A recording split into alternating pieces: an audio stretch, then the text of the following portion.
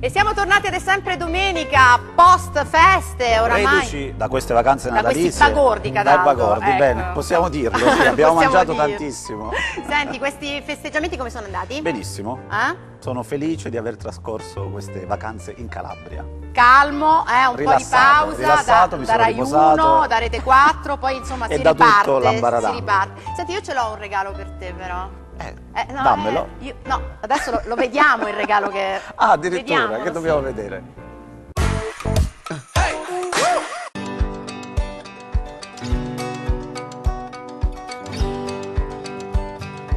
La pena deve avere una funzione risocializzante, per cui Fabrizio Corona è stato nelle condizioni di scontare una parte di questa pena presso. Si potrà anche arrivare in una fase successiva al primo grado anche ad un'assoluzione.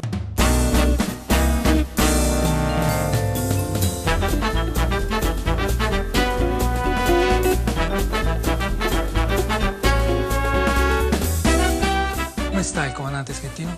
Beh, sicuramente vive in maniera drammatica questa esperienza.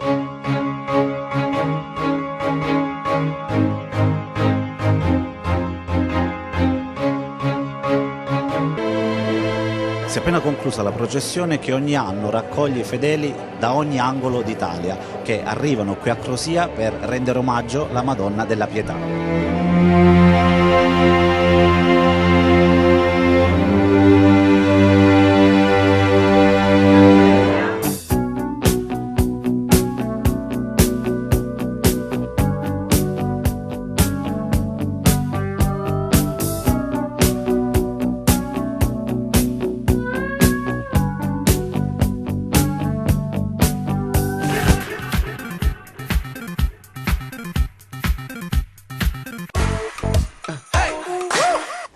Vabbè, che cosa devo dire? Grazie Raffaella, ma grazie scusami, è il agli minimo. amici di Tenna. Ecco, no Grazie. dai, anche perché è stato un anno molto importante Sì, per Cataldo emozionante, Calabretta. emozionante. Ecco, poi insomma questo ritornare in Calabria e fare una trasmissione qui con noi a Teleuropa Mi riempie Network. d'orgoglio. Puoi stare vicino a te, lo sai, te lo Ma dico sempre. lo quindi. sai, anch'io. Allora, noi salutiamo il nostro Angelo delle Stelle perché è tornato. Abbiamo altri 6 segni, sì, oggi, perché c'eravamo un po' ricordiamocelo. dilungati l'altra volta. Angelo se la Ebbene piglia sì. un po' comoda, ecco. Salve a tutti. Ecco, ciao, sei pronto per gli altri 6 segni? Perché come no? gli spettatori giustamente dice il segno mio. A grande richiesta, A grande richiesta. sui social.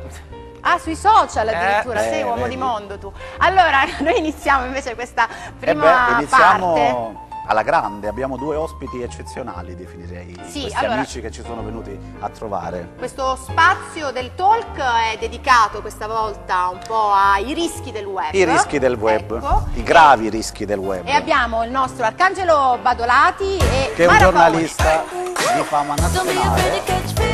Benvenuto. Di Tenna, degli amici calabresi, Maravone, che ha votato, è un'opinionista, nonché nostra amica. Prego. Allora, accomodatevi, parliamo un pochettino, appunto, cioè iniziamo questo nuovo anno parlando Sì. di un tema, no, di grande attualità che insomma avete affrontato sia dal punto di vista giornalistico, tu Arcangelo, e naturalmente dal punto di vista legale, perché si parla dei rischi del web. Naturalmente quando si parla dei rischi della rete al centro ci sono soprattutto i minori, no? Perché è proprio il soggetto debole, il minore, a subire diciamo, le insidie della rete. E soprattutto i genitori non sanno come gestire a volte questo conflitto, perché i genitori dovrebbero controllare quella che è l'attenzione spasmodica che a volte i loro figli hanno nei confronti del web. Per esempio, Arcangelo, tu sei padre oltre che un professionista, ma secondo te qual è il miglior consiglio da dare ad un genitore che si trova ad affrontare il problema di comunicare al proprio figlio che bisogna fare attenzione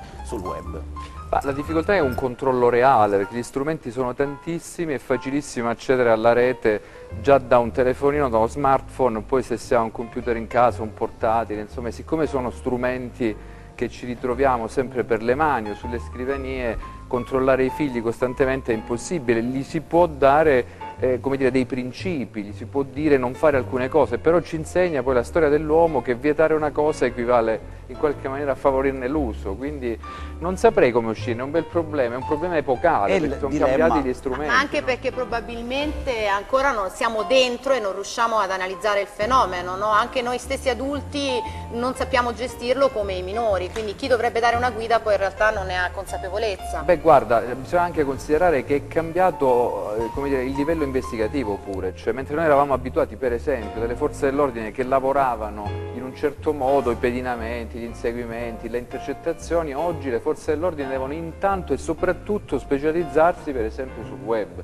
cioè le nuove squadre mobili, per esempio la nuova polizia giudiziaria, i nuovi carabinieri del reparto operativo saranno uomini e donne specializzati nell'utilizzo della rete, sul controllo della rete, sta cambiando proprio il mondo. Allora un bambino che cresce differentemente da noi, perché, in maniera differente perché rispetto a noi ha giocattoli diversi, naturalmente sarà abituatissimo a questi mezzi, noi non riusciremo a controllarlo perché non siamo abbastanza abituati come lui.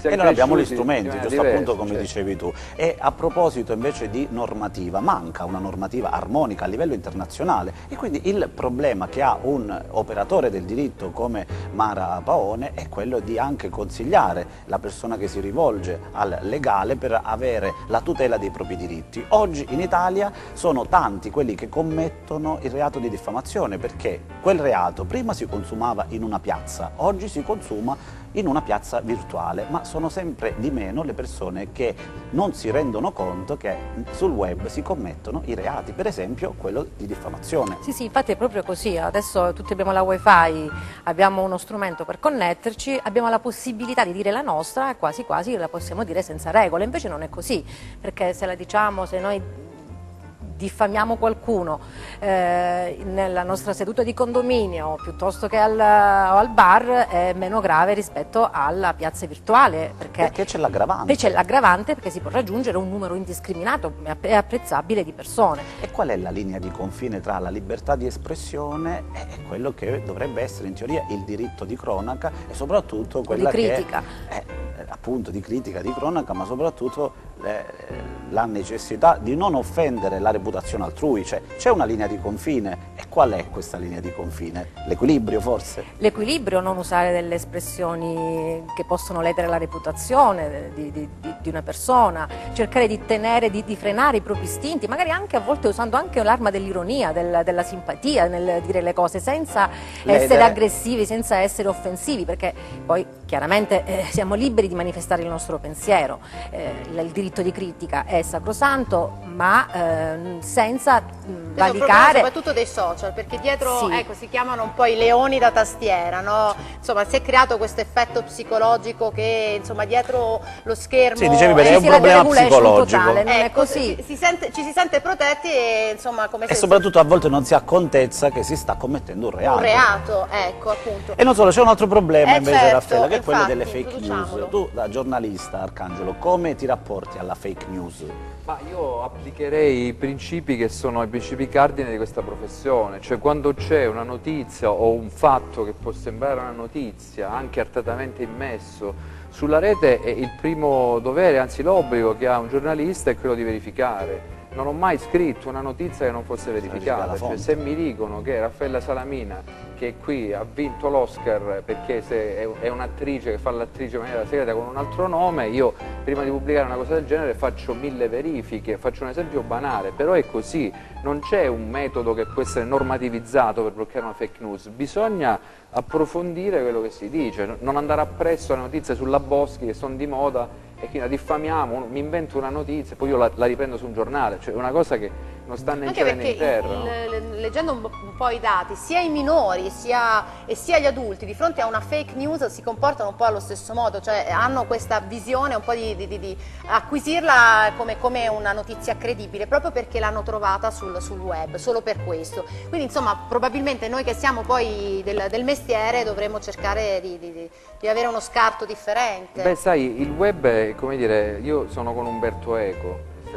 Che ha dato voce agli imbecilli, insomma, forse. Un po' si esagera, no, questo forse lui poteva farlo perché era un professore di semiologia e quindi capiva tante cose. Tuttavia starei attento, cioè il web è una grande possibilità, una grande opportunità, però adesso sta diventando una cosa un tantino esagerata, cioè se noi accreditiamo tutto quello che dice Arcangelo Badolati sul web come vero, commettiamo un errore verso noi stessi oltre che verso gli altri, quindi si è passata in qualche maniera la misura e i giornalisti che hanno doverosamente l'obbligo di verificare le notizie, perché la discriminante è questa: se io sono un giornalista ho l'obbligo di verificare una notizia, se io prendo una notizia del fa Cataldo e la trasformo in notizia mia e già comunque commetto un atto, diciamo, ingiusto dal punto di vista professionale, anzi illegittimo direi, ma poi se addirittura accredito una notizia vera che è anche diffamante nei confronti di un soggetto politico, per esempio, ripeto il caso della Boschi, di Maria Elena, perché è un fatto clamoroso e quindi compie un doppio errore, è ingiustificabile, dovrebbero essere gli ordini a intervenire sui giornalisti che fanno cose di questo genere. Però se non sono giornalisti ma sono persone comuni possono anche provocare dei danni, perché un conto è quello che avviene all'interno della politica,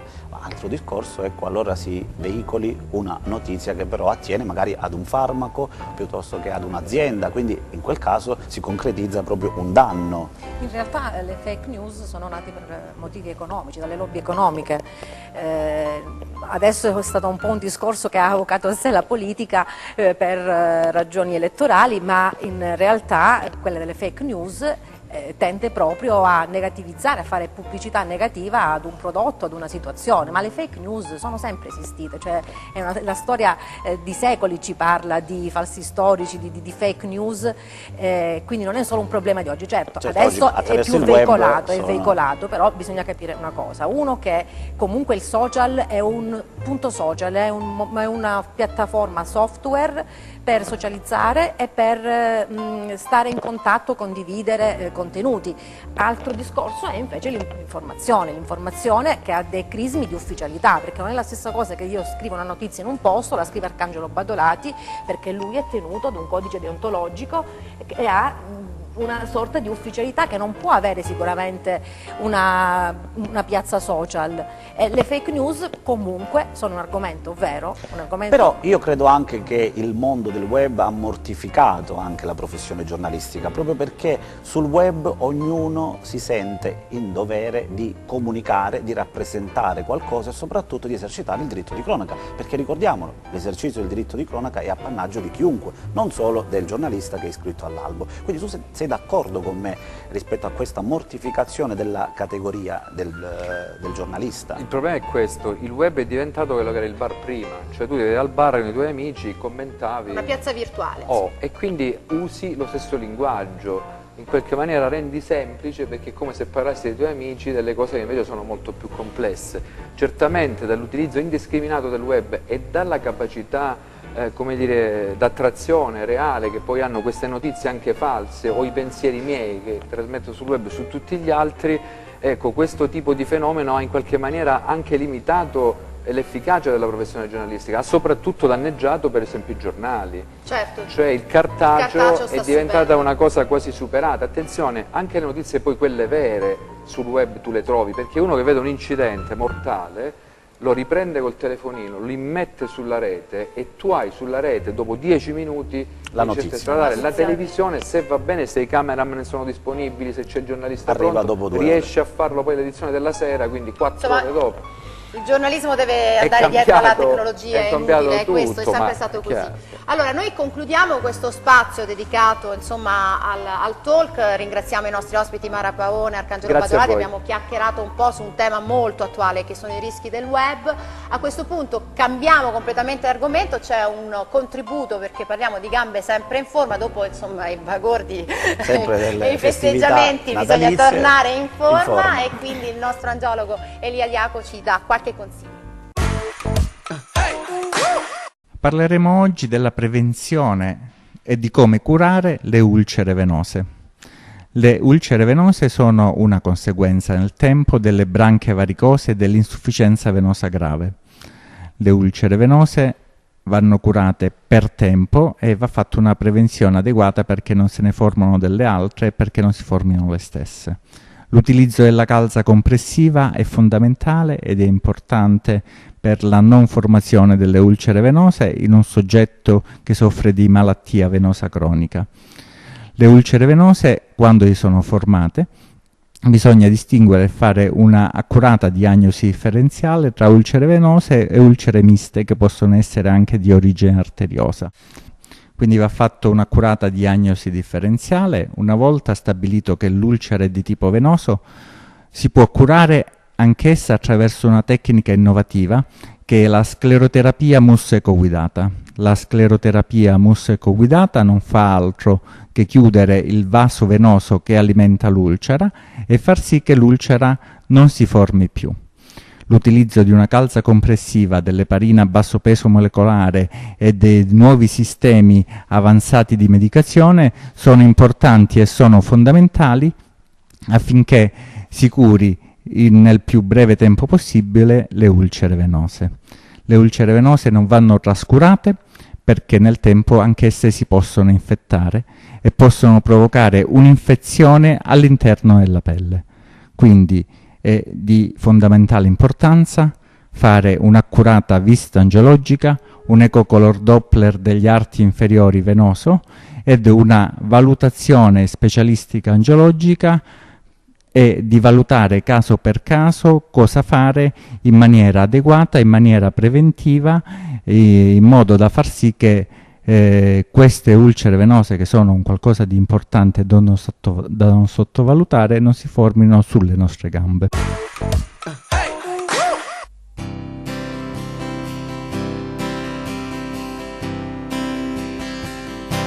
No New Year's Day to celebrate, no chocolate can cover any earth away. The first of spring, no song to sing. In fact, there's just another ordinary day. No April rain, the flowers bloom, the wind inside the veil within the month of June. But what it is something new, made of 3 words that I must always say to you.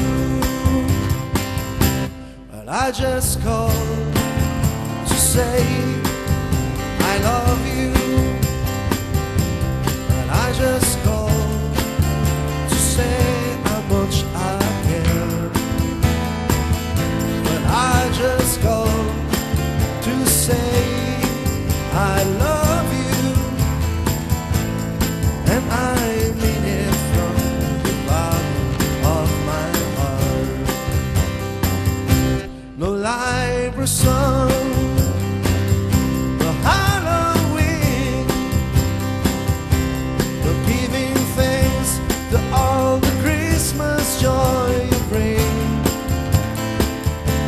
And what it is, and something through, to fill your heart with no 3 words could ever do. But I just called to say I love you. But I just called to say how much I care. And I just called to say I love you, and I mean it from the bottom of my heart. And I mean it from the bottom of my heart.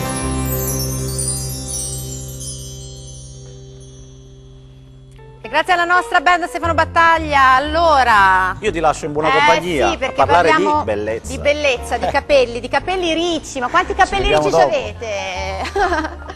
Ciao, benvenute, ciao, buon Mena. pomeriggio e buon anno. Ma quanto siete belle tutte ricce. Se lo sapevo me ne facevo naturale anch'io, che io sono riccia come voi.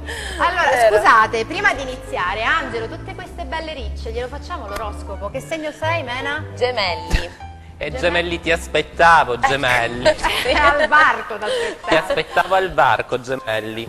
Tu che sei sopravvissuta e sopravvissuto anche, ovviamente anche i ragazzi gemelli, alle cene di famiglia di questo periodo in cui hai dovuto affrontare i parenti uniti e spiegare loro perché sei single e perché non è una vita con dei figli e tutto il resto, bene, vai a guardare il mondo da un oblò e scappa sulla luna perché sei sull'orlo di una crisi di nervi e rischi di fare la fine di Britney Spears ai tempi del suo esaurimento nervoso. Ma quindi veramente? mi raccomando, Ma no! trattieniti più che puoi e scappa ovunque. Scappa, Ok, scappa. scapperò, Aspetta, vabbè. prima facciamo la Prima rubrica, facciamo poi la scappi. rubrica. Allora, mamma Sì. mia, che ansia che mi hai fatto Sì, mi è venire. venuta l'ansia, sì. Va bene, allora parliamo di donne ricce, Sì, dai. parliamo di donne ricce, me la sono riservata per il primo dell'anno, la prima puntata dell'anno, appunto perché adesso, insomma, parliamo di noi. Ecco. E ho portato il guru dei capelli ricci, Sara. Ah, sì, ciao, sì, piacere. è veramente un'esperta. Da donna riccia parla sì. alle ricce, Sì, è giusto. sì, perché conosce ovviamente quelle che sono le problematiche del capello riccio. Allora, darci un po' di consigli appunto per chi vuole tenere questo capello naturale che è un po', diciamo, problematico. Allora, una delle cose più importanti per tutte le donne che ci seguono da casa è idratare sempre i capelli ricci, quotidianamente, e individuare quale tipo di riccio, perché ce ne sono svariate tipologie, e scegliere i prodotti giusti e comunque farne buon uso, saperli gestire, Senti, ma lei imparare. invece che tu cosa Lei- ti chiami? Sara, la nostra Sara. La che nostra riccio c'ha? Sara è liscia, Non ho capito. Che vuol dire? l'ho creata io. Ah, questo è un riccio Sì, che hai creato. Ma sì. sembra un riccio naturale. Spazzola e phon, Ah. perché comunque per tutte le donne magari lisce che vogliono Allora, sentirsi ricce. funziona sempre così, se sei liscia vuoi essere riccia, se È sei vero riccia o vuoi no? essere liscia. È la verità, vero? Tranne noi siamo ricce naturali, No, io e Sara. io invece sono E una noi- riccia pentita. E quindi insomma tu gliel'hai creato il Sì, riccio? sì, solo con spazzola e phon, quindi per chiunque voglia si può tranquillamente per una sera essere ricce senza ricorrere a metodi permanenti. Molto leonina questa pettinatura, mi va molto aggressive, brava. Senti, tu che segno sei? Cancro. Cancro, l'avevamo detto l'altra volta? Però stai attenta anche tu. Perché tu questo più che uno zodiaco mi sembra un avvertimento. Un avvertimento. Va bene. Allora, grazie alla nostra Mena, alla nostra Sara e Sara, tutte e tre belle ricce. Chiudiamo questa rubrica, un po' di pubblicità e poi torniamo ad È sempre domenica. Don't be afraid to catch feels. Ride your cup and chase thrills. Feels with me. Don't be afraid to catch feels. Ride your cup and chase thrills. Feels with me. Amici bentrovati, io invito a fianco a me il dottor Antonello Scalzo che è dermatologo e medico legale. Buon pomeriggio. Don't be Si afraid to accomodi, catch prego. feels. Dottor Scalzo, con lei oggi affrontiamo il tema molto particolare dell'assistenza domiciliare ai malati di SLA e ai malati terminali. Qual è la situazione in Calabria? I servizi stanno aumentando, grazie al cielo, così come purtroppo aumenta il numero dei malati cui bisogna dare assistenza. In Italia esistono delle normative che prevedono naturalmente servizi potenziati, sempre più portati all'assistenza domiciliare, quindi a mantenere in famiglia malati che purtroppo sono soggetti a un aumento, a un'ingravescenza progressiva della malattia. È un peggioramento, quindi. È un peggioramento, quindi con un aumento sensibile delle necessità di assistenza, che sono di tipo infermieristico, medico, riabilitativo e quant'altro. Secondo la sua esperienza, quanto è complicato gestire il rapporto non solo con il paziente, ma soprattutto con la famiglia, che deve avere anche gli strumenti per poter assistere il proprio caro? Allora, questo è l'argomento principale, nel senso che non c'è servizio senza una dose adeguata di sensibilità verso le persone che hanno già il problema di malattie gravi.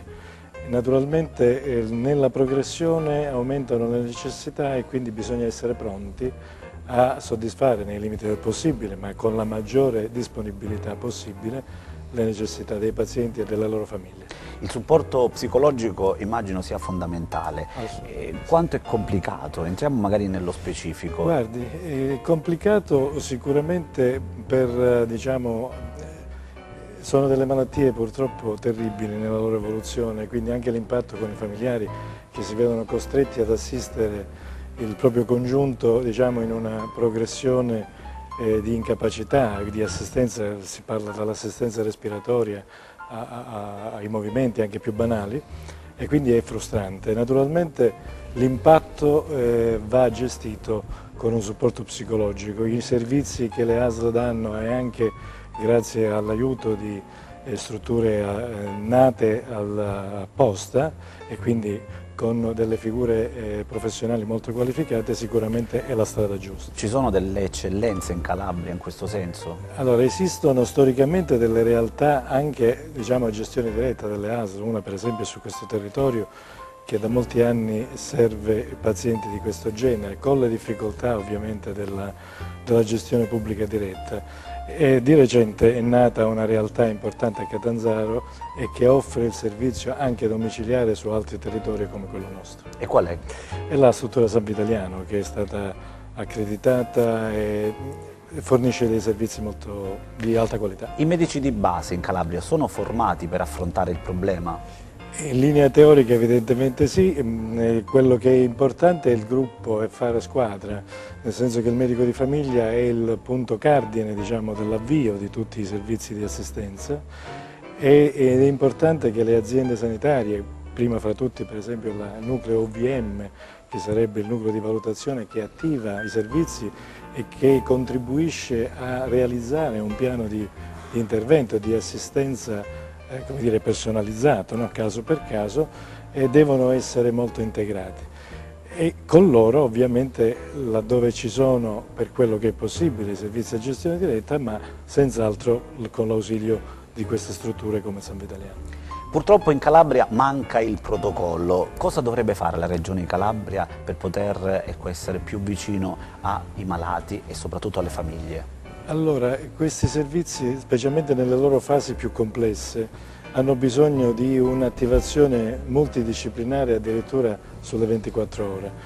Quindi io direi che sarebbe opportuno intanto personalizzare i servizi e quindi avere le figure e per qualità e per quantità adeguate a gestire i servizi. Del resto il nostro territorio è molto variegato, molto distante, quindi insomma ci sono delle realtà montane per esempio che è difficile da raggiungere, quindi bisogna avere quella flessibilità di creare dei servizi che possano raggiungere effettivamente il malato presso il proprio domicilio.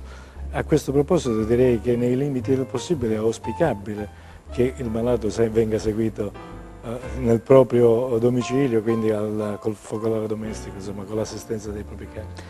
E ce lo auguriamo anche noi, dottore. Grazie, buon lavoro e a presto. E noi diamo spazio a questo punto alla nostra band, Bimba se sapessi, del grande Sergio Caputo. Prego.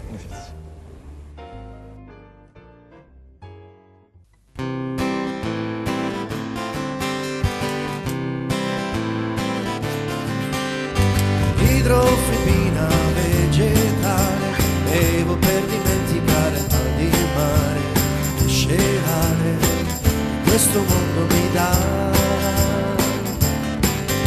Respirazione artificiale per resuscitare il vecchio buon umore, fa un favore, criticarlo perché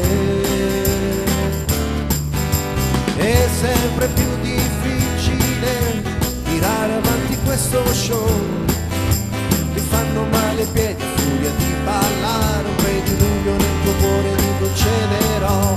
Bimba se sapessi che monotonia, tutte quelle balle sulla fantasia, guarda che mestiere che ci tocca fare, solo per riuscire a galleggiare ancora. Bimba se sapessi che monotonia, tutte quelle balle sulla fantasia, guarda che mestiere che ci tocca fare, solo per riuscire a galleggiare questo pazzo mare. Abito qui perché non sai, ho una collezione di medicinali, 2 bicchieri ragazzi del pranzo di ieri. Ci sono tante sfumature, anche del colore delle sfumature, abrasioni che questa vita ci dà. Mentre inesorabili tiriamo avanti questo show, ho un forte mal di testa, furia di sgolarmi, con un tuffo nel mio cuore ti concederò.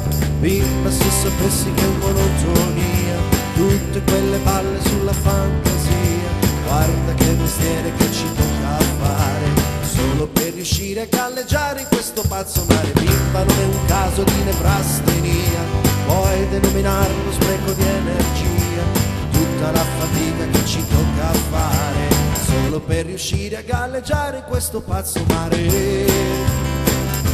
Pazzo mare, pazzo mare.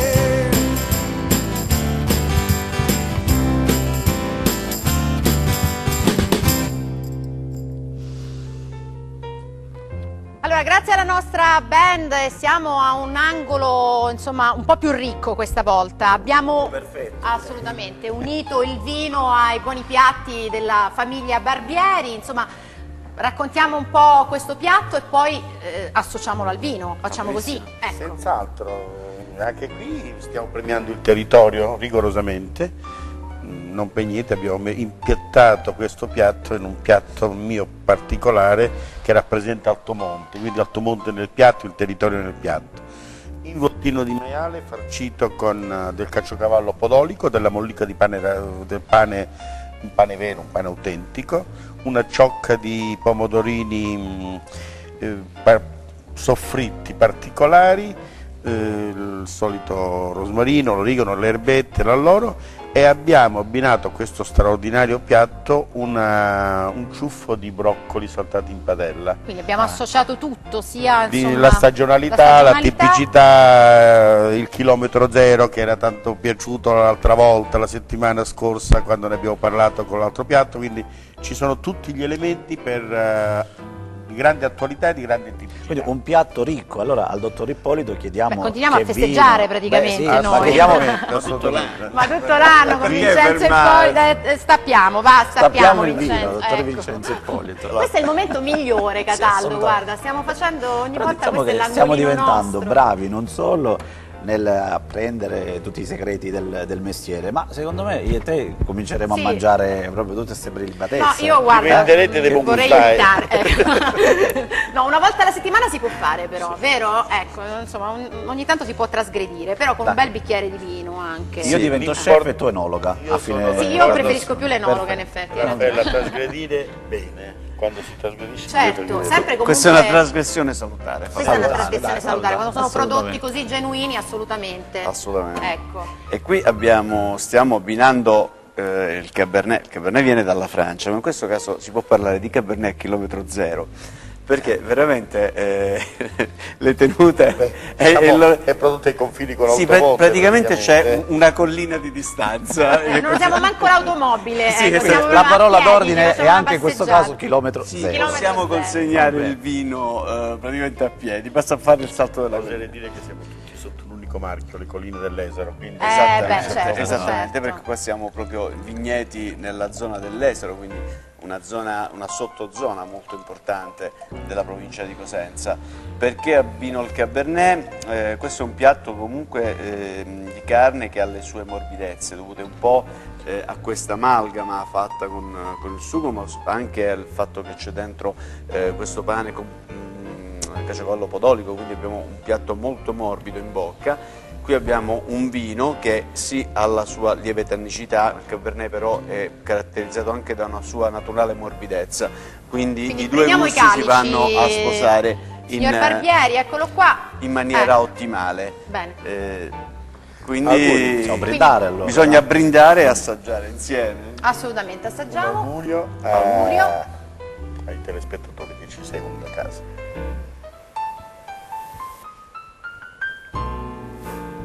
Allora, spiegaci un po', raccontaci, Vincenzo. Allora, abbiamo un vino anche qui corposo, non corposissimo come magari potrebbe essere il Sangiovese, un vino che ha una grande morbidezza, che ben si sposa, dicevo, alla morbidezza del piatto, di grado alcolico importante, perché comunque stiamo parlando di carne di maiale, quindi di un sapore molto, molto deciso, molto intenso. Abbiamo anche poi qua le cime di Rava che pure hanno un sapore forte. Questi aromi tipici del Cabernet, quindi frutta rossa e anche spezie che si sentono sul finale, una bella persistenza in bocca e anche c'è una bella persistenza olfattiva. In genere dovremmo sentire prima gli aromi, però ecco, questi aromi che si sentono nel naso poi ci ritornano in bocca in maniera molto importante. Prima, quindi... hai capito come si fa? Assolutamente. Si fa ossigenare. Sei tu l'enologa, io sono lo chef. Appunto, quindi... poi prima si sente il profumo e poi si beve. Capito? La cosa più importante no. è scegliere bene e stappare. Ah, Poi dopo sì. assaggiate prima, assaggiate è dopo. giusto. Quello non è importante. Assolutamente. Vabbè, Allora... Noi abbiamo il numero di telefono di Vincenzo. Sì, sì, ma io quindi, infatti lo ovviamente, chiamo, ecco, così. Sì, qua Vincenzi per sono non due sbagliare, oggi, poi ecco. ci avete Questo raddoppiato. Chiamo anche il Vincenzo signor Ippolito. Barbieri perché se mi deve dare qualche ovviamente. dritta. Allora, grazie al nostro Enzo Barbieri, grazie al nostro Vincenzo Ippolito per averci portato un bel piatto della domenica post Natale. Noi continuiamo insomma a festeggiare, caro Io continuo a Cataldo. bere e a mangiare Assolutamente. e ti lascio in buona compagnia. Scusami Angelo, visto che siamo nella fase festeggiamenti. Io festeggio 2 ore di sonno perché sono stato ad un after party con i Re Maggi e direi che è arrivato il I momento. Re Maggi perché da turbante in effetti anche tu sei in Ecco. tema. Ed è arrivato il momento del leone, il grande atteso, almeno da me perché è il mio segno, e infatti l'ho piazzato come il segno migliore dell'anno. Ecco, te lo sei detto da solo, bravo. Il mondo deve aver paura di voi leoni perché praticamente potreste sbranare tutti, ecco, proprio come Donna Francisca, il segreto, dovrete essere come lei, conquistare Puente Vecchio. Ma guarda che veramente sto tema della soap opera a me mi piace, guarda. Grazie. Troppo brava. Allora, adesso siamo alla rubrica della bellezza, dermopigmentazione, parliamo di laser con la nostra Paola Ambrogio. Allora, eccola qua, la nostra Paola. Ciao. Parliamo di laser? Parliamo di laser stasera. Ma questa volta non abbiamo una modella, abbiamo un modello? Modello ancora meglio. Francesco. Okay. Ancora meglio perché l'estetica ormai è arrivata anche. No, non che è arrivata, cioè adesso la usano più gli uomini, vero Sì, Paola? Infatti, infatti. Soprattutto per quanto riguarda il laser. Sì. Noi oggi parleremo di laser al diodo, che è un po' l'ultimo ritrovato della tecnologia. Questo laser al diodo funziona agendo sulla melanina del pelo. Il pelo praticamente concentra la sua melanina nel bulbo. Il raggio laser cosa fa? Usa il pelo come filo conduttore, parte dalla punta camminando lungo il pelo, arriva nel bulbo ed esplode, di conseguenza debella il pelo. Ovviamente molte volte ci sono le clienti o i clienti che mi chiedono di quante sedute ho bisogno. Chiaramente questo è del tutto soggettivo, dipende anche dalla tipologia del pelo, se il pelo è particolarmente duro agisce prima, però fondamentalmente bisogna fare attenzione alla fase di crescita del pelo. Beh, per gli uomini sicuramente ci vuole molto più tempo? No, assolutamente il no. contrario? No, Pure fortunati sono. Perché più è duro, quindi un pelo rasato, perché chi si rasa, soprattutto l'uomo, indurisce il pelo, di conseguenza più è duro e scuro e più va via prima. Infatti sul pelo biondo, sul pelo bianco il laser non agisce, sulla peluria molto morbida non agisce. Quindi insomma rischiamo di avere uomini molto più Sì, glabri molto di più noi. glabri di noi, è vero, Ecco. è vero, infatti. Senti, invece stiamo parlando di depilazione diciamo permanente? Allora, questo è un Ecco. discorso un po' particolare, nel senso che molte persone dicono è permanente, non lo è.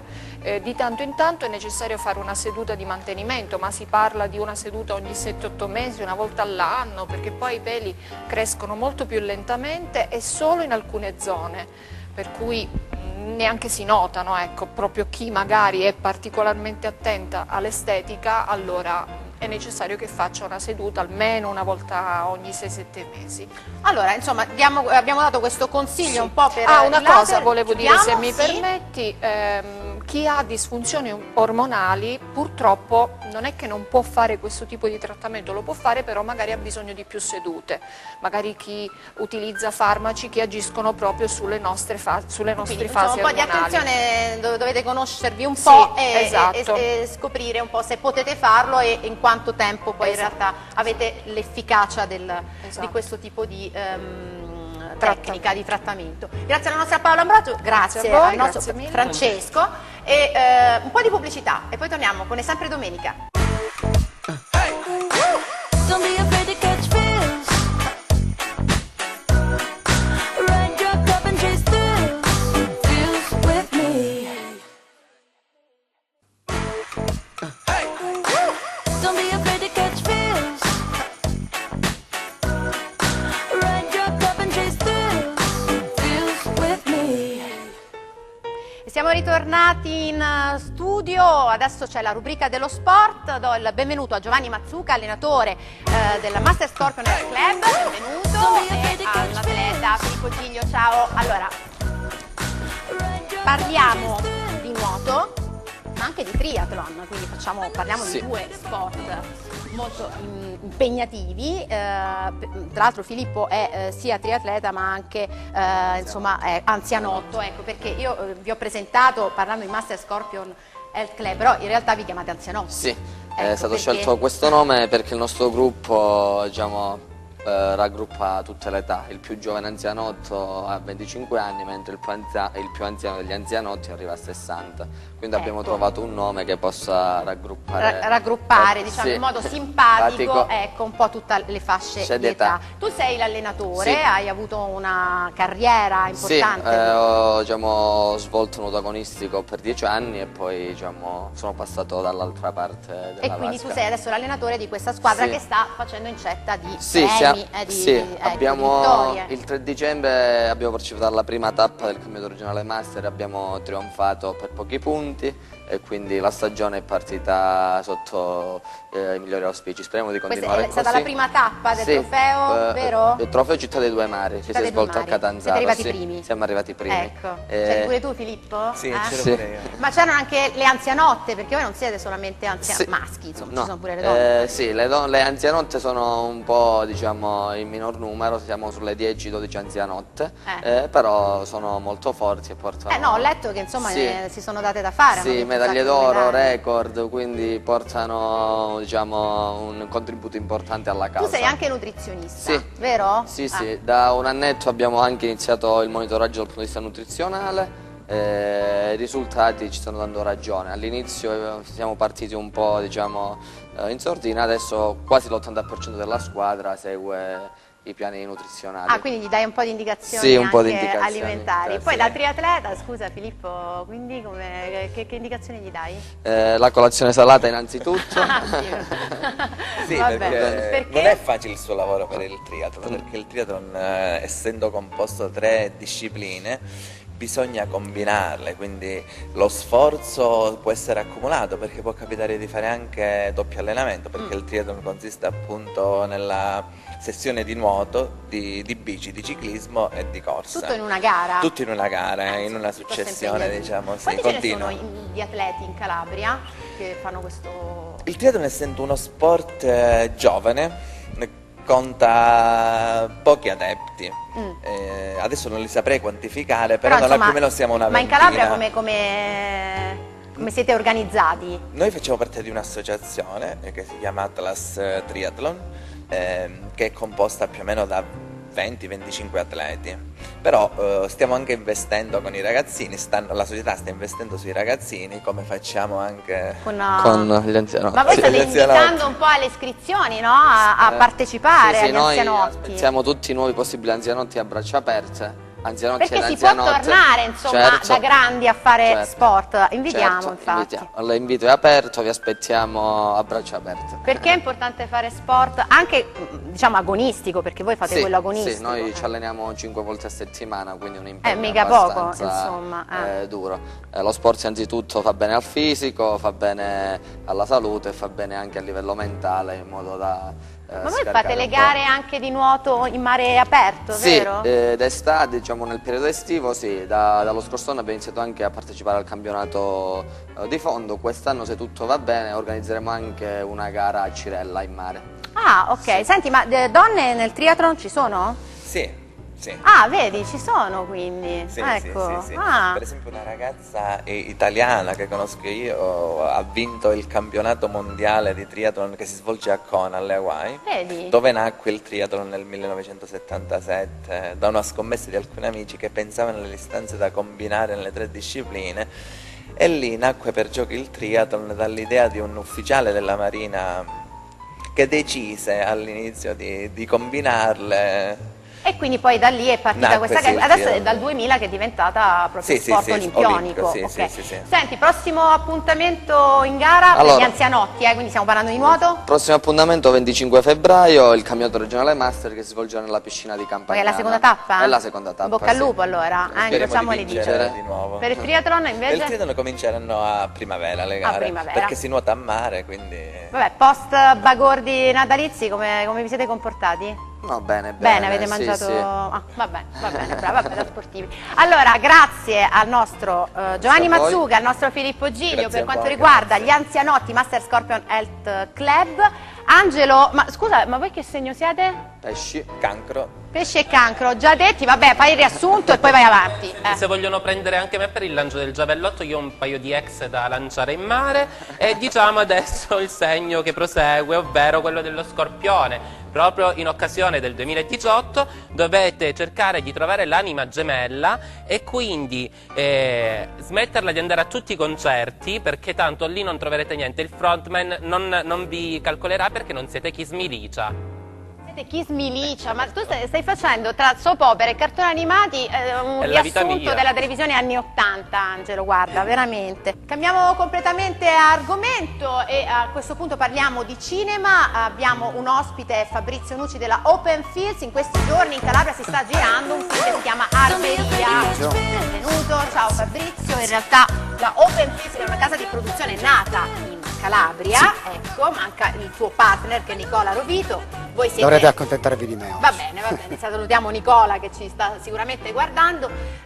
La Open Fields è una casa di produzione nata in Calabria, voi siete partiti come registi e adesso vi state misurando con l'esperienza della produzione, che non è una cosa tanto facile. E state girando un film che si chiama Arberia, la regista è? Francesca Olivieri, piemontese, originaria della Calabria, vive da 10 anni a Parigi e ha deciso di raccontare questa storia prettamente calabrese, anche se in realtà è una storia che parla della comunità Arbresh, quindi di questa minoranza linguistica molto presente nella nostra regione, e quindi ha deciso di firmare la sua opera prima proprio qui sul nostro territorio. Senti, io vorrei parlare intanto di questa operazione perché voi state ancora nella fase di crowdfunding, vero? Sì. Raccontaci un po' che cosa significa. Oramai il cinema, diciamo, soprattutto quello indipendente, sta lavorando così. Sì, diciamo che il crowdfunding, cioè questa forma di ricerca fondi attraverso libere donazioni di persone che decidono di appoggiare il progetto per motivi culturali, per simpatia, per parentela, insomma, poi le motivazioni possono essere diverse, è una forma che permette anche di raggiungere il quantum che serve poi per la realizzazione di Siete un film. ancora in questa... Siamo ancora in questa fase, ma è una fase che durerà tantissimo perché abbiamo deciso di farla durare per tutta la durata della produzione, quindi la raccolta fondi che sul sito Produzioni dal Basso effettivamente finirà con l'ultimo ciak che sarà all'incirca verso Avete metà fine fatto i aprile. casting, sono andati molto bene. Abbiamo fatto già 2 giornate di casting, ne faremo altre, sono andato molto bene, c'è stata gente che è venuta da tutte le parti della Calabria e non solo, abbiamo avuto una ragazza proveniente da Reggio Emilia che ha fatto diverse ore di treno apposta per essere presente, perché un'altra ragazza originaria, insomma, dei nostri territori, quindi c'è stata una grande partecipazione della gente del luogo e ne siamo contentissimi perché è appunto un film che parla di territorio e noi vogliamo appunto il coinvolgimento massimo poi, di questo insomma, territorio. avete fatto tutto un lavoro sul campo perché voi avete incontrato poi anche un po' le istituzioni, i comuni, insomma... Certo, diciamo che il percorso istituzionale nasce già all'origine del progetto quando insomma, ci siamo aggiudicati questo bando della Lucana Film Commission e Calabria Film Commission Commission, Ecco, Luca, l'intesa Luca. cosiddetto sì. bando Luca per la realizzazione insomma, del film che coprirà parte delle spese, dopodiché abbiamo insomma, cercato di intercettare l'interesse dei comuni, ma anche proprio realmente per un coinvolgimento attivo, visto che parliamo insomma, della loro storia, della loro comunità, vogliamo che ci sia anche poi un confronto, perché insomma, ovviamente noi non essendo albanesi, non essendo a Brescia, abbiamo voglia di conoscere questa comunità e di trasportarla insomma, in pellicola Fabrizio, nel migliore dei modi. Quanto è difficile è una vera e propria sperimentazione in Calabria fare i produttori? Perché normalmente quando si parla di produttori si pensa a Roma, no? Perché poi è quella la capitale del cinema italiano. Sicuramente è difficile in generale perché è un periodo già abbastanza lungo in cui il cinema soffre a volte carenza di idee, a volte carenza di soldi, poi in Italia è sempre tutto più complicato e quando insomma, scendiamo geograficamente verso sud è tutto a maggior ragione più complicato, però sotto altri punti di vista probabilmente è più facile perché è più facile trovare il coinvolgimento delle persone, contemporaneamente abbiamo ormai da un po' di anni questa fortuna delle film commission regionali e da un po' meno tempo quella anche l'esperienza della film commission della nostra regione, della Calabria Film Commission, quindi sicuramente anche a livello istituzionale gli aiuti stanno pian piano arrivando, la gente ha capito che il cinema è una forma di comunicazione del territorio, quindi sicuramente è complicatissimo come tante altre cose e tanti altri lavori, però l'importante è metterci tenacia. La cosa interessante di questo film è che state facendo rete, nel senso che avete fatto una squadra di giovani tecnici, maestranze calabresi, avete un po' coinvolto tutti. Stiamo coinvolgendo... Avete chiamato gente da fuori, ma soprattutto Certo. gente del territorio. Stiamo coinvolgendo anzitutto il territorio, non solo dal punto di vista insomma, narrativo, di sviluppo della storia, ma anche dal punto di vista tecnico. Infatti insomma, veniamo anche poi da un'altra esperienza che è quella di Rete Cinema Calabria, che è questa compagine di che abbiamo avuto professionisti. ospite nelle settimane scorse. Quindi anche proprio all'interno della nostra associazione abbiamo tentato e stiamo tentando di coinvolgere più persone possibili per fare squadra e per dimostrare che anche nel nostro territorio è possibile realizzare un'opera cinematografica. A che punto siete, visto che siamo post Natale, insomma vi siete fermati naturalmente per le pause? Abbiamo fatto una piccola pausa durante le festività adesso? natalizie e continueremo con un altro paio di giornate di casting prossimamente anche in Basilicata, sicuramente a San Costantino Albanese, molto probabilmente anche a Matera, visto che Matera ormai è un po' la mecca del cinema meridionale. Poi voi avete avuto anche un'esperienza molto avuto importante. un'esperienza anche lì con una serie documentaristica che stiamo girando ormai da 2 anni e che gireremo per i prossimi 2 anni a Matera, quindi è un territorio che conosciamo molto bene. Siamo a buon punto, tra un paio di mesi iniziamo le riprese, tra 3 mesi finiremo e poi una lunga post-produzione fino all'estate, speriamo di farvelo vedere. In bocca al lupo, allora Fabrizio Nucci, naturalmente salutiamo Nicola Rovito che è l'altro Open Fields, Arberia, Francesco Olivieri che è la regista, grazie. E a questo punto passo invece lo spazio alla nostra band.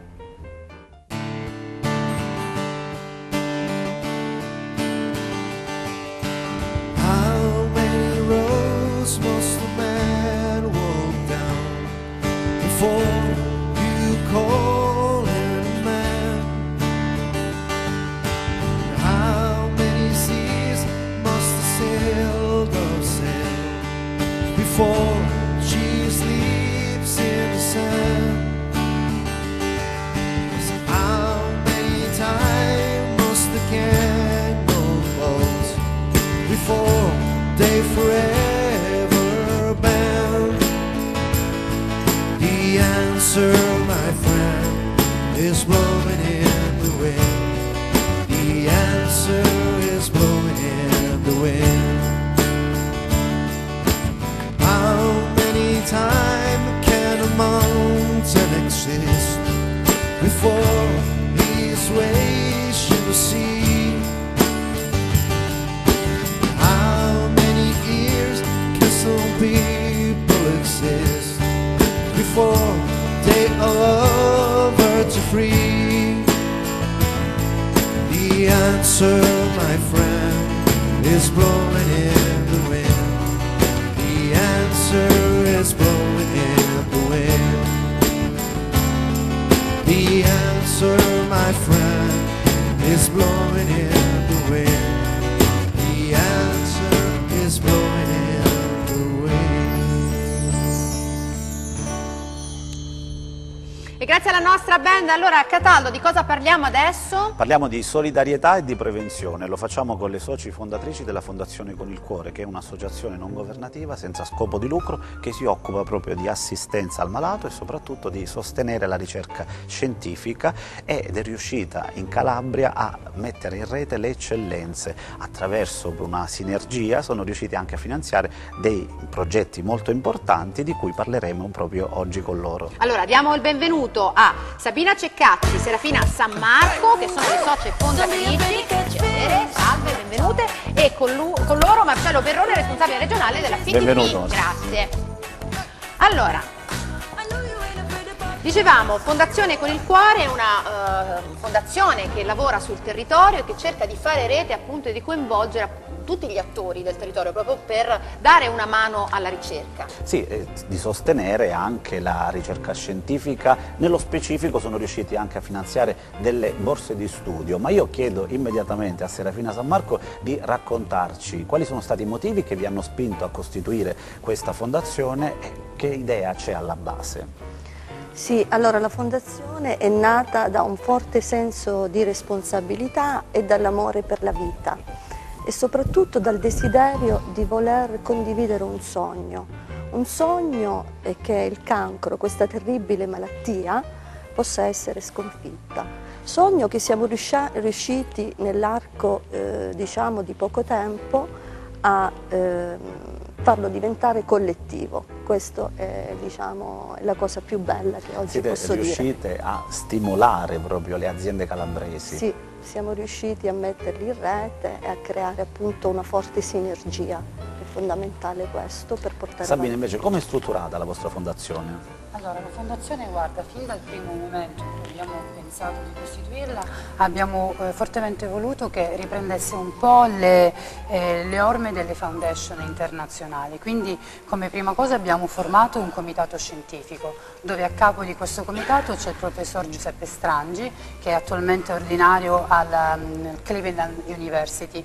E accanto a questo proprio abbiamo pensato di strutturarla su un principio di CSR, Corporate Social Responsibility, ovvero abbiamo tramutato la responsabilità sociale d'impresa di queste eccellenze che tu parlavi poco fa, coadiuvarle in un unico obiettivo, che è appunto la ricerca e il sostegno al malato.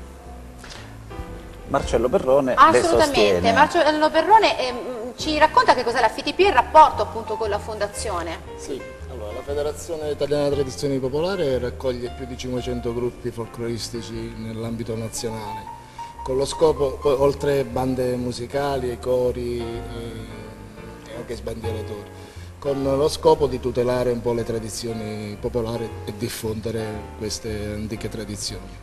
Il rapporto con loro è nato perché la federazione ogni anno dedica qualche giorno alla sociale con una manifestazione denominata il folklore per la vita. Ho conosciuto queste due splendide donne che portano avanti questo progetto, l'abbiamo sposato noi in Calabria con più di 30 piazze con il cuore della solidarietà. E questo è il nuovo progetto che state portando avanti? Sì. Ecco, ce lo raccontate? Sì, allora il nuovo progetto si chiama appunto Il Cuore della Solidarietà, in collaborazione con il maestro orafo Michele Affidato.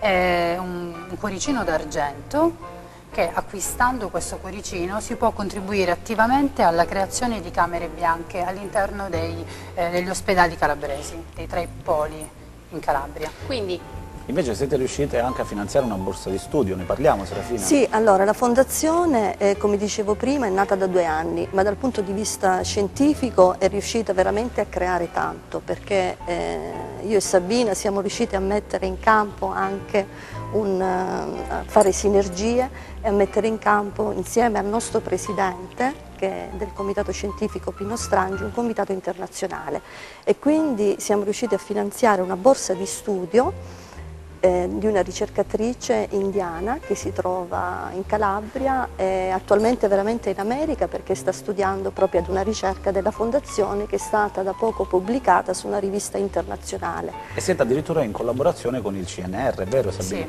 siamo in collaborazione col CNR e non solo, permettimi di dire che siamo in collaborazione anche con l'UNICAL, appunto l'Università di Cosenza, con l'Istituto Istituto Italiano di Tecnologia e col CNR, appunto col Centro Nazionale di Ricerca. Infatti all'interno del nostro comitato c'è il presidente italiano, il professor Gigli. Allora, rinvitiamo a partecipare a questa nuova iniziativa, facciamo vedere bene il cuoricino che potete acquistare per dare una mano alla ricerca con il cuore, ecco, nel vero senso della parola, eccolo qua, e a questo punto si conclude questo spazio dedicato. In bocca al lupo, Cataldo. Sì, salutiamo Marcello, salutiamo Sabina, salutiamo Serafina. Auguriamo un ottimo lavoro a questa fondazione e ci auguriamo soprattutto che la Calabria possa sempre rispondere a quelle che sono le richieste della Fondazione Con il Cuore. Grazie mille alla Fondazione Con il Cuore, alla FITP, insomma, che state sempre sul campo per dare un grosso contributo alla ricerca scientifica. A questo punto mandiamo il contributo della nostra Liviana Mirarchi, la nostra influencer, che deve dare qualche consiglio alle nostre spose che si devono sposare. Preziosissimi consigli di Liviana Mirarchi. Sentiamo. Buongiorno a tutti e bentornati nel nostro atelier. Ci eravamo lasciati la settimana scorsa parlando di velo, guanti e accessori in genere e nel campo degli accessori vorrei sprecare 2 parole per quanto riguarda i gioielli. Ragazzi, non sovraccaricatevi. Se mettete un collier, non mettete gli orecchini o viceversa. Perle e brillanti stanno bene su tutti gli abiti da sposa. Se desiderate mettere un gioiello importante di famiglia, fatelo presente alla vostra addetta di vendite in maniera da studiare un look adatto a quel gioiello. La stessa cosa dico a chi desidera donare un gioiello alla futura sposa, tipo la famiglia dello sposo. Informatevi con discrezione, come l'abito da sposa, in maniera da regalare un gioiello adatto che possa mettere in quel giorno. È tradizione che la ragazza indossi un oggetto prestato, e quale oggetto migliore di un bel paio di orecchini da farvi prestare? E questo introduce un piccolo argomento, quello delle cose fondamentali durante un matrimonio. Qualcosa di prestato, il gioiello, qualcosa di blu benaugurante, che è un colore benaugurante, di solito si mette alla giarrettiera, qualcosa di nuovo a significare la nuova vita che si va a intraprendere, qualcosa di usato per non rompere col passato. Queste sono le tradizioni principali di un abito da sposa. L'altro accessorio importante, sdoganato, che finora era stato trascurato, adesso invece le ragazze lo desiderano in maniera prepotente, è le scarpe. Sdoganiamo i sandali. Il mondo della moda ha sempre sostenuto e sostiene, ed è vero, che l'eleganza sta nella scarpa chiusa, questa è una pumps. Però ultimamente è stato sdoganato il sandalo, specialmente quello gioiello. Come scegliere le scarpe? Innanzitutto valutando con oculatezza l'altezza del tacco.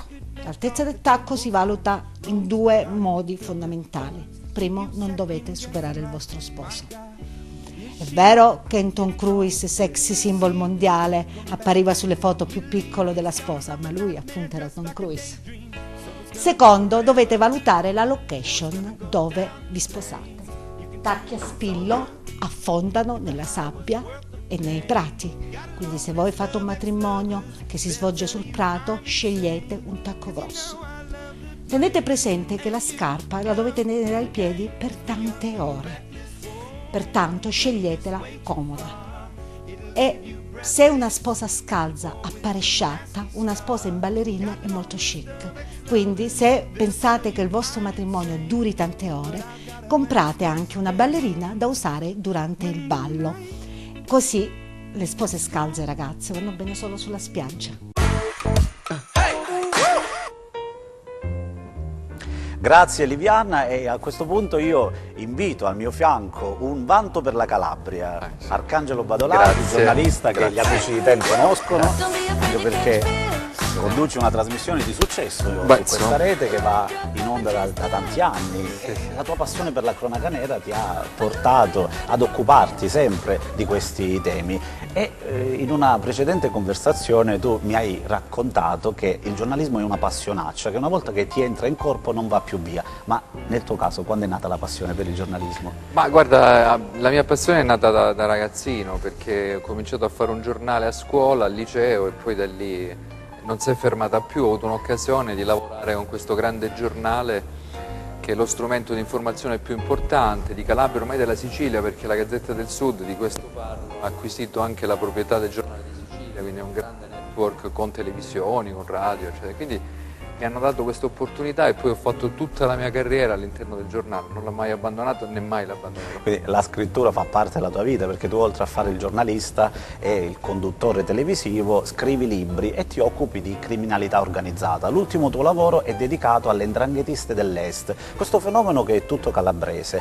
Ma come è nata l'idea di scrivere un libro dedicato a queste donne che hanno in qualche modo conquistato una fetta di potere all'interno dell'organizzazione criminale che ai noi è la più cruda, la più, come la possiamo definire questa organizzazione calabrese? La più potente, astuta, la più potente, diabolicamente efficace del mondo in assoluto, oggi. quindi è ramificata e arriva ovunque. Sì, guarda, dell''ndrangheta è stato scritto tutto, era difficile trovare un argomento che non fosse stato già trattato, la Chiesa, i politici, la crudeltà, la barbarie della mafia, l'uccisione di donne, di bambini.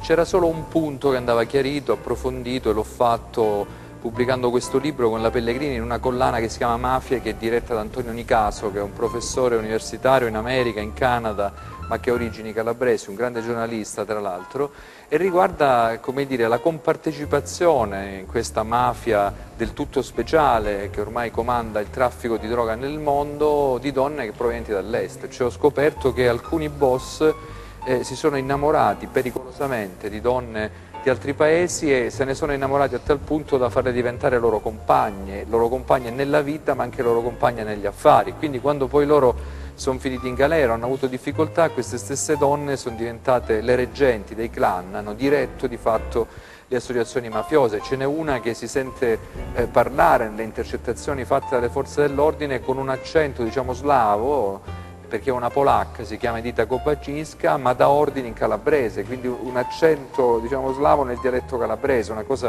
una commistione pura, particolare. Quindi capisci attraverso la storia di queste donne, sono diverse, quello che ho trattato nel libro, come è stato possibile che persone, donne nate in un'altra parte del mondo, lontane dalla subcultura criminale, siano riuscite a diventare poi loro stesse delle donne di mafia. E assumere un ruolo centrale nell'organizzazione. Ma secondo te sono state anche capaci di creare dei rapporti forti con le associazioni criminali dei loro paesi di provenienza? No, questo è lo strano, cioè in questi paesi esiste tutt'al più, diciamo, una forma gangsteristica, no? Criminale. Esiste una proiezione della mafia russa, ma non esistono strutture criminali come l''ndrangheta. Queste sono diventate le 'ndranghetiste, con una differenza, che mentre le donne che sono nate nelle famiglie tipicamente mafiose hanno legami parentali, quindi appartengono a famiglie claniche, intese proprio come clan, queste donne invece non avevano legami di sangue, cioè oltre il rapporto col compagno marito non avevano altri legami, per cui quando sono scattati gli arresti sono finite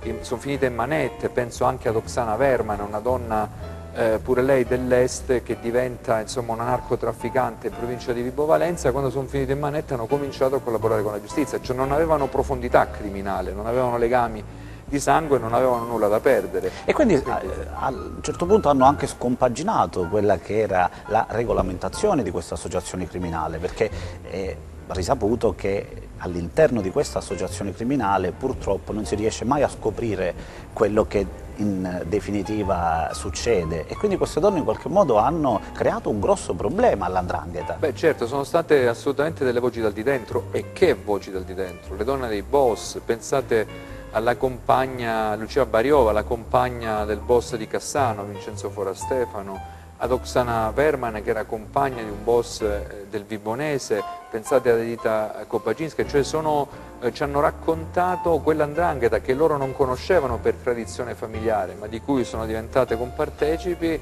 dall'interno, svelandoci come ragionavano i loro compagni, quali erano i loro complici, come venivano prese le decisioni, gestiti i grandi affari illeciti. Una testimonianza importante. Questo aspetto dell''ndrangheta non era mai stato trattato, ecco, allora io che me ne occupo da 30 anni ho pensato che era giusto a questo punto, dopo che si è detto tutto, anche approfondire questo lato. E rappresentare con l'originalità che ti contraddistingue un fenomeno tutto calabrese. Quale sarà il tuo prossimo lavoro?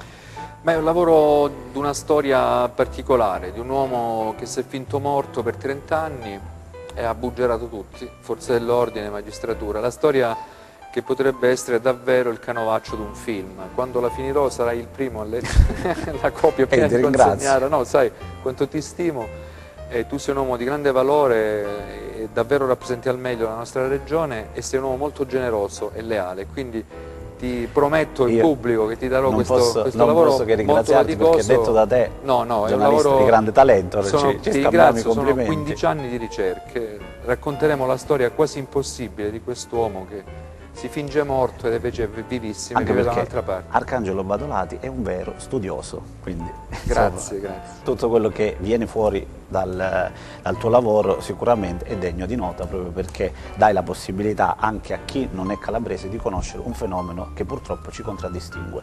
Grazie ad Arcangelo. Io chiamerei a questo punto Raffaella Salamina, che ci accompagnerà verso la fine di questa prima puntata del 2018. Assolutamente, io intanto grazie Arcangelo di essere stato con noi, io passerei la parola un attimo ad Angelo nel frattempo, ecco, spezziamo un po' il ritmo e a che punto siamo con i segni zodiacali? Siamo arrivati al Sagittario e le stelle impazziscono proprio per il Sagittario, cara Raffaella, perché ha tutte le carte in regola per diventare finalmente un classico come un caffè all'autogrill di Sala Consilina. Ah sì? Sì.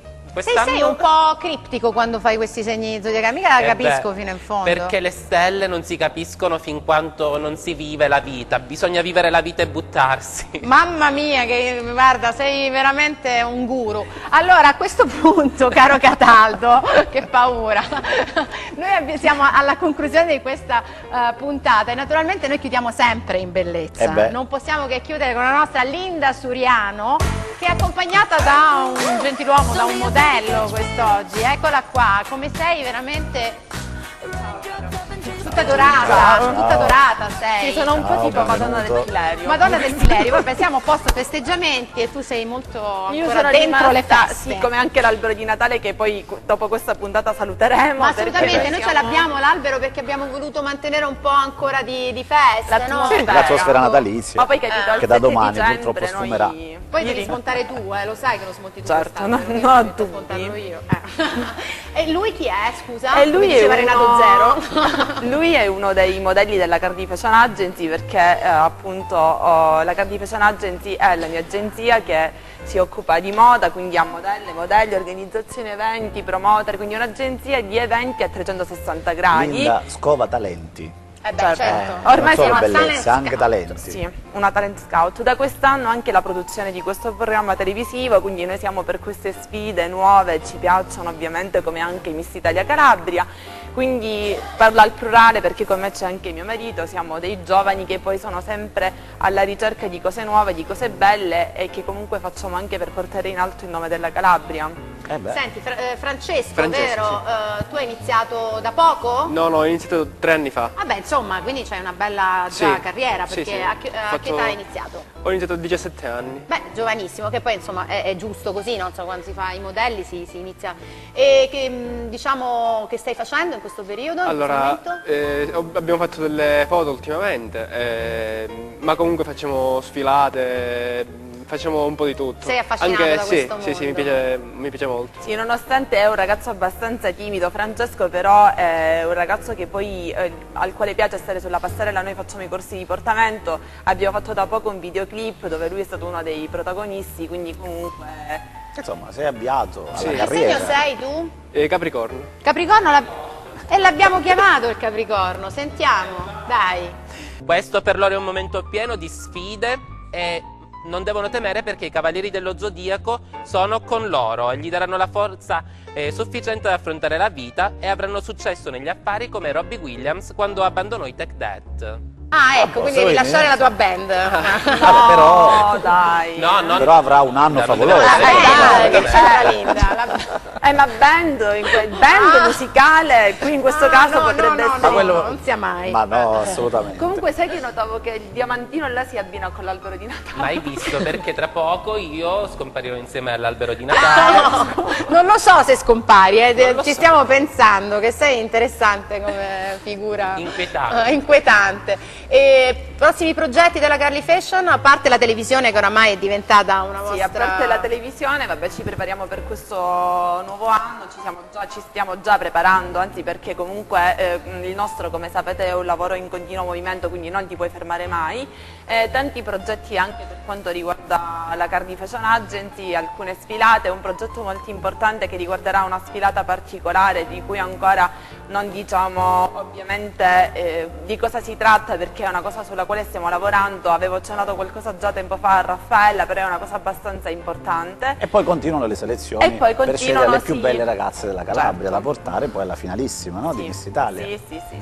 Senti, chiudiamo l'ultima, così insomma, chi è rimasto che sta aspettando da 2 ore? Sono in trepida attesa i Vergini. Se vi ricordate il titolo della canzone che Emma Bunton delle Spice Girl cantò al Festival Bar del 2001, siete dei geni, poiché nessuno lo ricorda e rischiate di essere dimenticati proprio come lei e perdere l'occasione di essere protagonisti della vostra vita.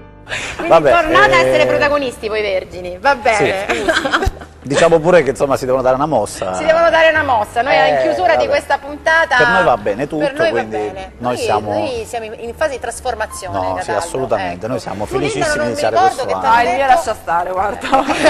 L'abbiamo già detto la settimana scorsa, è meglio evitare di ripeterlo, no? Evitiamo. Allora, Bene. a questo punto Allora. siamo in chiusura, ci propinquiamo verso il centro, salutiamo appunto il nostro pubblico che ci ha accompagnato anche in questa domenica qui dagli studi di Teleeuropa Network. Grazie a tutti, naturalmente grazie al nostro regista Luca Chito, al nostro Luigi D'Alife, a tutta la squadra di È Sempre Domenica. Grazie ragazzi per essere stati Grazie con noi. a voi. Linda insomma chiude con noi e porta fortuna. Cataldo. Grazie a Ten che ci dà la possibilità di raccontare la nostra domenica ai calabresi e quindi diamo appuntamento alla prossima puntata. Assolutamente, grazie alla nostra band, grazie al nostro Angelo Jacopino che è stato simpaticissimo in queste 2 puntate natalizie e a questo punto alla prossima domenica.